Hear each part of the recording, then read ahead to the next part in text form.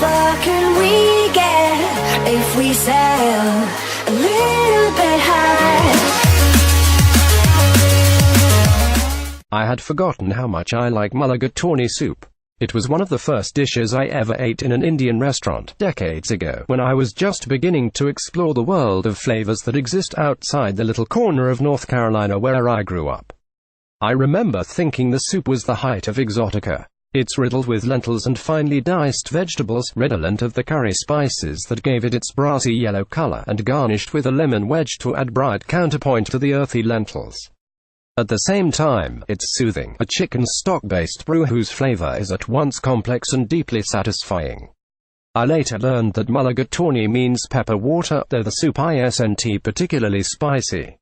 I also discovered that mulligatawny soup isn't Indian, strictly speaking, but an adaptation of the cuisine developed for English palates during the British Raj. Which may explain why I've come across mulligatawny soup so seldom among the profusion of Indian restaurants that have sprouted up all over the Triangle in recent years, many of them specializing in authentic regional cuisines. Looking back over my notes, I see the last time I had mulligatawny soup was nearly 10 years ago. Until last month, that is, when I spotted it on the menu at Zeera, a cheery little family-run eatery tucked into a fuquay-varina strip mall.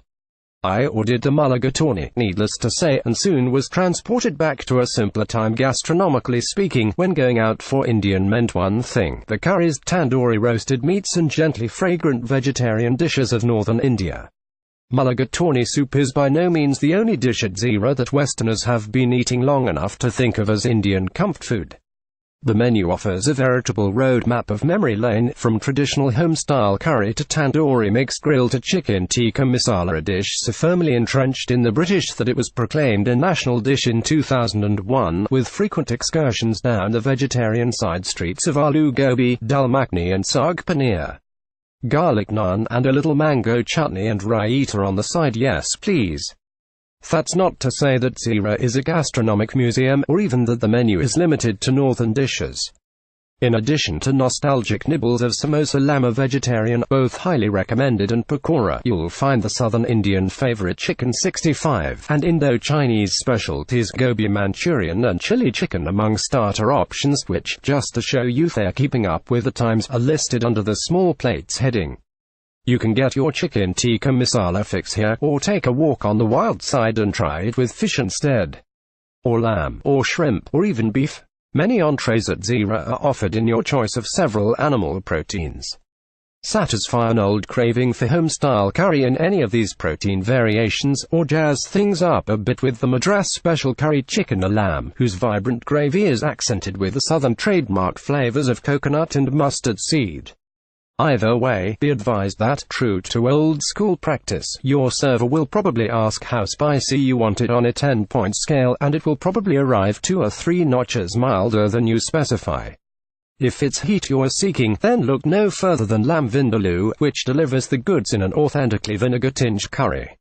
The clay oven makes a good showing, turning out 7 tandoori dishes from fish tikka salmon mahi to lamb chops to a mixed platter of tandoori chicken, kebabs, lamb and seek, and shrimp. Your eager-to-please server will apologize if he fails to get the dish while it's still sizzling on a bed of onions and peppers, even though he has missed the mark by only a minute or 2. Among vegetarian entrees, aloo gobi and saag paneer won't disappoint. But it's Navratram Korma's medley of vegetables in a rich almond-thickened cream sauce that stands out among the old standbys. If you're looking for a little adventure, then either buying an eggplant and tomato stew topped with a generous dollop of yogurt or bindi de pyaz or okra simmered in a sauce of tomatoes, onions and spices ought to do the trick.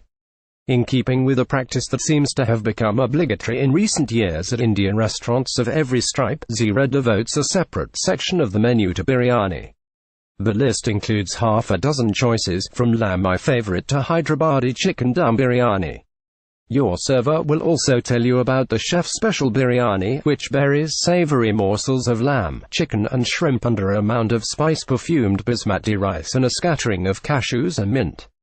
He'll tell you the dish is nicknamed Mountain of Rice, though the portion doesn't appear to be any larger than the standard biryani offering.